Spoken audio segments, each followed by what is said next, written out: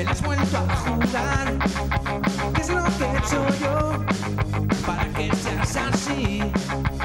Nunca me dijiste, no lo voy a vender.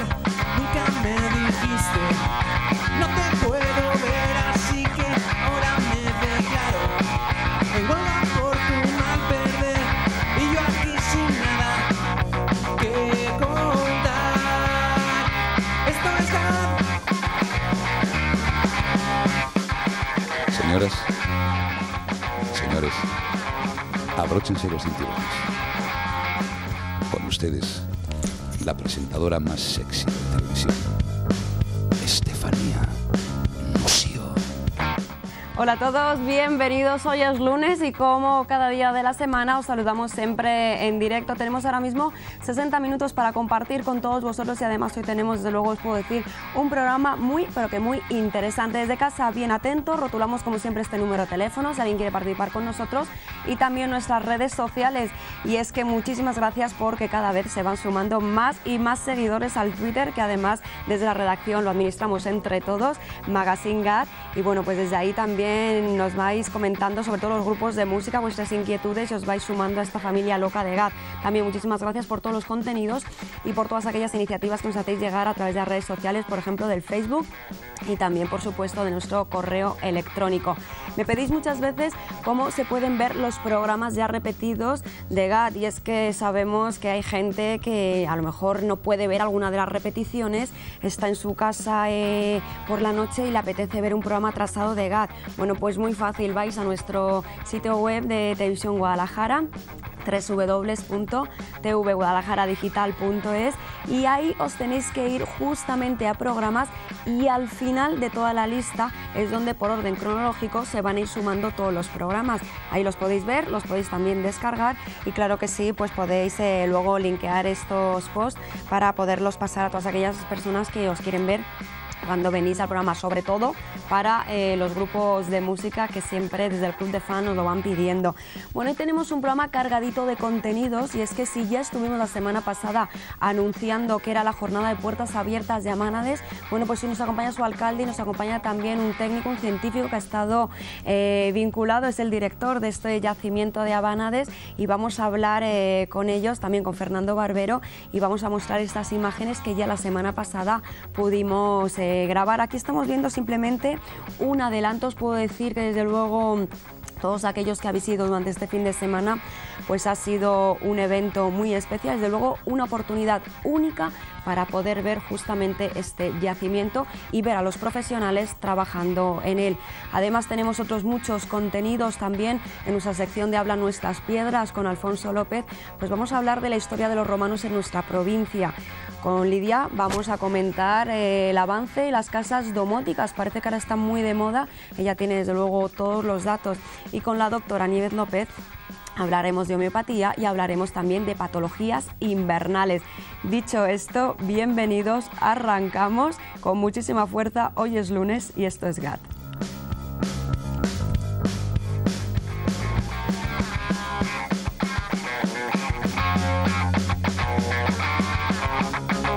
Arrancamos con una buenísima noticia y es que la semana pasada Marta Sanz, que es la directora en España del orfanato de St. Jude en Uganda, nos visitó y nos estuvo comentando justamente que este pasado sábado en el Casar se iba a llevar a cabo un torneo solidario.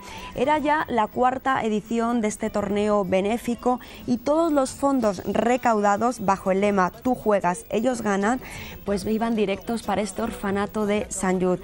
Bueno, Marta nos ha mandado una nota de prensa esta mañana, lo hemos encontrado en redacción y os puedo decir que me he puesto muy contenta cuando hemos podido leer esta fantástica cifra: 4.910 euros, es decir, casi 5.000 euros es lo que se ha recaudado este fin de semana, euros que van a ir directamente, íntegramente destinado a los 118 pequeños del orfanato de St. Jude. En esta ocasión todos estos fondos van a ir destinados para la construcción de un nuevo módulo familiar dentro del Hogar Infantil de Sant Lluc, en Uganda. Aquí veíamos a alguno de estos protagonistas y nos pudo contar Marta, pues cuando estuvo ella justamente en Uganda, cómo vivió en primera persona esta experiencia. Ahí está el padre Helio, que está cuidando a estos niños y cómo esta familia va creciendo poco a poco. Ya son 118 pequeños. Bueno, felicidades, porque nos agrada mucho saber que en el Casar, aquí en nuestra provincia, en Guadalajara, pues la gente es muy solidaria. 5.000 euros recaudados en este cuarto torneo. Y ahora ya vamos a dar paso a esta sección con Fernando Barbero. Viene muy bien acompañado por sus invitados y además, bueno, pues yo estoy curiosa de saber todo lo que ha acontecido en este yacimiento arqueológico de Abanes. Fernando, muy buenas tardes, bienvenido. Hola, buenas tardes, Estefanía, ¿cómo estás? ¿Cómo están nuestros telespectadores? ¿Tienes noticia de cómo están? Pues yo creo que está muy bien, porque si nosotros estamos bien, transmitimos buen rollo y buenos contenidos. Por lo menos una horita van a estar enganchados y aparcando sus problemas del día a día. No, pero si problemas no tienen, seguro.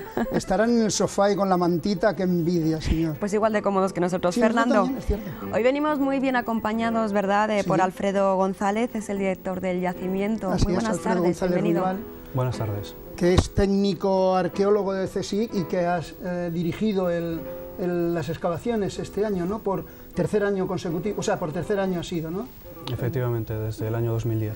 Muy bien. Y también está con nosotros el señor alcalde de Abanades, Ángel Mínguez, ¿qué tal? Buenas tardes. Bienvenido, buenas tardes, alcalde. Gracias. Gracias por acompañarnos en la tarde de hoy. Bueno, ¿han terminado ya estas excavaciones? Precisamente hoy acabamos el trabajo de campo. ¿Cómo ha ido el trabajo? ¿Cuál es este balance que se puede hacer?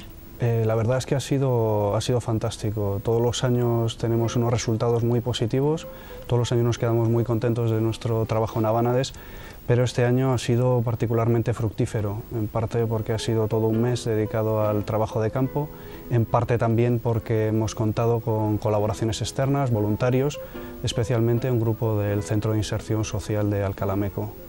La gente ha participado activamente, desde luego desde GAD, sí os podemos decir que nos está anunciando toda la semana y que era pues una oportunidad desde luego única y especial, ¿verdad?, para poder participar de estas jornadas abiertas. ¿Ha ido mucha gente? Sí, la verdad es que ha sido un éxito. Todos los años contamos con un número importante de gente, pero este desde luego ha sido el que ha contado con una participación más nutrida, tanto de gente de Guadalajara como de otras partes de España, incluso de fuera de España. Hemos tenido un grupo de cerca de 40 estudiantes de Estados Unidos. Aquí estamos viendo algunas imágenes, ¿verdad?, de Sí. estas excavaciones, este proceso. Estuvimos viendo el martes con nuestro cámara Carlos. Pasamos un día allí maravilloso con los arqueólogos. ¿Comisteis ahí también? Sí, ¿Pasasteis comimos toda la ahí. jornada? Yo sentado en una piedra que se me clavaba en sálvase a la parte, porque claro, estamos ahí al aire libre. También, a mí me gustaría sobre todo saber, señor alcalde, cómo se ha vivido estas jornadas de puertas abiertas y también cómo el pueblo de Abanades recibe a los arqueólogos y a la gente interesada en la arqueología. Bueno, pues la verdad es que la gente de Abanades se ha volcado, no solamente lo que son las personas, sino también, bueno, desde la institución, lo que ha podido apoyar, pues, y se nos ha pedido, pues lo hemos hecho. Yo creo que la gente está encantada porque ve el proceso de cómo se están recogiendo las muestras, están participando y dando datos de qué ocurrió en esa batalla olvidada del 38, y es una parte de nuestra historia que estamos empezando a comprender. Y yo creo que es importante para seguir avanzando y seguir apostando por conocer, por averiguar y por indagar y tener esa percepción de qué pasó allí, pues para que sea un lugar más de encuentro que de enfrentamiento y un lugar de conociendo, podamos valorar y podamos tener ese testigo de la historia que siempre nos ha acompañado, porque desde pequeñitos yo recuerdo que jugábamos en las trincheras, ¿no? Y siempre había una inquietud de, bueno, ¿qué ocurrió allí? Nos lo están enseñando los arqueólogos del CSIC. Y yo pienso que la gente está participando, siempre dentro de un ambiente muy cordial y suscitando el interés, porque participan, tanto en el concurso de fotografía como en los cortos, están acompañando a los investigadores y les están apoyando, pues gente que vivió de primera mano lo que ocurrió allí. Yo creo que la acogida está siendo muy, muy positiva. Sí, porque todo lo que tiene que ver con la guerra civil española, a veces, en algunos pueblos, pues Materia delicada, sí. motiva rechazo, hay todavía cosas ocultas. Sin embargo, en Abanades yo lo he vivido, yo he estado ahí y he visto que todo el mundo acepta perfectamente lo que se está haciendo y que además colabora. Las personas, como el señor alcalde ha dicho, las personas ya mayores van allí al lugar para ir explicando a los arqueólogos, pues aquí ocurrió esto, aquí, en fin, porque todavía la suerte que tenemos es que hay personas mayores que lo vivieron, entonces claro, allí se vive de esa forma, ¿verdad? Es un testimonio vivo. Ellos estuvieron allí, sufrieron también en sus carnes con lo que ocurrió, remontaron una historia socioeconómica a un momento muy difícil y si ellos mismos están con mucha naturalidad, yo creo que es importante, sin olvidar que es un tema difícil, es un tema reciente y que quizás precisamente también el Ayuntamiento con los arqueólogos del CSIC quiere que eso no se pierda, que sea un sitio de ha ocurrido algo, tenemos que conocerlo, pero si son los mayores los que vivieron y sufrieron todo lo que ocurrió allí de alguna manera o de otra, porque hay muchos matices, ¿no? Sí, claro. Pues si ellos mismos se prestan a comunicarlo, porque es una fuente viva, porque bueno, lo que es la vida, pues sabemos que iremos pasando todos, ¿no? Ellos lo están contando de primera mano y además con mucha naturalidad y yo creo que quieren que conozcamos eso, eso es importante. Alfredo, eres un arqueólogo especialista en materia de guerra civil, ¿se puede considerar que es una arqueología menor? ¿Cuál es tu opinión al respecto? Muy específica a lo mejor. En realidad la especialidad, digamos, que es la arqueología contemporánea, la arqueología del siglo XX e incluso del siglo XXI, que es una rama de la arqueología que se está desarrollando mucho en estos últimos años, sobre todo en Estados Unidos y en Inglaterra, pero ya en nuestro país y en países latinoamericanos, por ejemplo, también está conociendo un desarrollo muy importante. Y el problema es que se trata de una disciplina, una subdisciplina que aporta cosas distintas. No es lo mismo la gente que está estudiando los restos de la evolución humana en Atapuerca, por ejemplo, o la gente que estamos trabajando con los restos de la guerra civil. Las preguntas que nos hacemos son distintas y lo que podemos aportar al conocimiento es distinto también. Está claro que como arqueólogos no vamos a cambiar la historia de la guerra civil, no vamos a descubrir que acabó de una forma distinta o que empezó de otra forma, ¿no? Pero lo que sí podemos ofrecer es una visión distinta, ¿no? Más cercana, es una visión más tangible de la historia, ¿no? Poder tocar el pasado, un poco lo que hacemos los arqueólogos del pasado contemporáneo es eso, ¿no? Estamos viendo aquí imágenes, Alfredo, me gustaría que nos detallaras exactamente cuáles han sido estos hallazgos encontrados en este yacimiento de Abánades. Bueno, este año hemos tocado en sitios muy distintos, tanto del bando nacional como del bando republicano, y los objetos que aparecen tienen que ver tanto con la vida cotidiana en las trincheras, con la vida del día a día, la vida aburrida de los soldados, porque durante la mayor parte de su existencia no estaban combatiendo, como restos que tienen que ver con las batallas, ¿no? Y especialmente con la ofensiva al Alto Tajuña en abril del año 1938. Y esos restos son quizá los más emocionantes porque nos hablan de unos momentos muy concretos, unos días muy concretos en los cuales la gente sufrió, murió y pasó momentos de auténtico terror. Por ejemplo, para concretar en las trincheras, ¿qué se ha encontrado, qué tenían los soldados cuando estaban ahí? Bueno, muchos de los objetos que aparecen son lógicos, ¿no? Es lo que uno espera encontrarse en las trincheras, ¿no? Armamento de todo tipo, granadas, proyectiles de mortero, casquillos, pero quizá lo más interesante no sea tanto estos objetos bélicos, que son más habituales, a lo mejor, sino efectivamente cosas que tienen que ver con la vida personal y también con la vida diaria de estos soldados y que son a veces un poco sorprendentes, ¿no?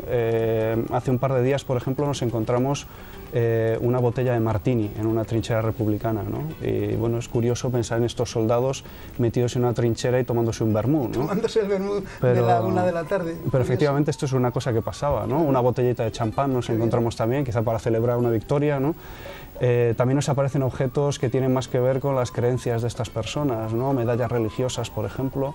En una de las excavaciones encontramos los restos de un soldado que había sido enterrado apresuradamente después de una de las batallas y todavía tenía junto a él una medalla del Cristo de Limpias, que es una advocación que existe en la provincia de Cantabria. Eso nos dice no solo de dónde venía este soldado, sino también las creencias religiosas que tenía, ¿no? Y seguramente llevaba esa medalla, quizá un recuerdo de su madre, de un pariente, quizá él mismo lo había comprado como una especie de talismán, ¿no? Se siente una energía especial, Alfredo, cuando estás ahí inmerso durante horas y horas. Realmente llegas a algo muy muy epidérmico y puedes llegar a sentir ese sufrimiento o esa sensación de las personas que ahí estuvieron. Estamos hablando además de no hace mucho realmente. Sí, desde luego lo que uno siente, y quizá en eso esa sea una de las diferencias fundamentales entre el trabajo del historiador y el arqueólogo, es que los arqueólogos en cierta manera entramos en intimidad con la gente del pasado, ¿no? Y especialmente con la del pasado reciente. Sentimos que estamos en cierta manera dialogando con ellos, ¿no? Que los estamos tocando, estamos viviendo con ellos durante unos momentos, durante unos días. Sí, este año además se han exhumado bastantes cadáveres, huesos ya, por supuesto. Y teníamos unas fotografías por ahí, unas imágenes que bueno, si hubiera un poco de suerte la veríamos. Y es quizá lo más emocionante, puesto que es lo más personal que se puede ver en una excavación. Cadáveres, personas que han vivido, algunas de ellas muy jóvenes, porque se ha detectado que eran jóvenes, aquí lo estamos viendo ahora mismo, y eso quizás sea lo más emocionante, ¿no?, de un yacimiento arqueológico. Háblanos, Alfredo, ¿qué estamos viendo? Para que desde casa tomen conciencia. Sí, lo que estamos viendo en esa imagen son los restos de 4 individuos, de 4 chicos jóvenes realmente, que tendrían entre 18 y 20 años, eran soldados del bando nacional que murieron seguramente el día 1 de abril, lo podemos saber con bastante exactitud, y de uno de ellos en concreto, el que está mejor conservado, podemos incluso decir la forma en que murió, ¿no? Murió le cayó cerca un proyectil de artillería, la metralla se le incrustó en el cuello y en el tórax, y bueno, estos son algunos detalles que podemos descubrir a través de la arqueología. Este joven no murió por este impacto de artillería, aunque seguramente en una herida que finalmente le podría haber causado la muerte, pero la aparición de 2 balas en el pecho, 2 balas de pistola, nos indica que los remataron, quizás sus compañeros por compasión o bien los soldados republicanos cuando tomaron la posición. Yo creo que esto es importante. Nuestro objetivo no es exhumar cadáveres de la guerra civil, nuestro objetivo es comprender a través del registro material de los objetos cómo se vivió y cómo se murió en la guerra civil. Pero esto es parte de la historia de la guerra civil y nos lo encontramos inevitablemente cuando hacemos excavaciones. Y por otro lado nos parece que es un recordatorio importante de qué es la guerra, ¿no? Y la guerra es una cosa horrible en la que se sufre mucho. Has traído algunos restos, me gustaría por favor que los cogieras y los mostraras a cámara y nos dijeras exactamente qué es estos restos tan específicos y un poco la historia de cada uno de estos objetos. Sí, he traído 4 o 5 cosas que son bastante representativas de los objetos que aparecen en las trincheras. Esto en concreto es un tintero, es un objeto absolutamente cotidiano, que era absolutamente cotidiano hasta hace 40 años. He llegado a utilizarlos yo en el cole, un tintero como ese. Sí, realmente es un objeto muy cotidiano, hasta no hace muy poco. Es curioso, algunos de estos tinteros son de marca Milán, por ejemplo, que es una marca que todavía sigue existiendo, ¿no? Sí. Y esto es una de las cosas... Watermans también era una marca. Efectivamente, que también hemos encontrado esa marca. Y esto es algo que nos hace sentir estos objetos cercanos, ¿no? Porque o bien la marca o bien el objeto en sí es algo que hemos utilizado que nos resulta familiar.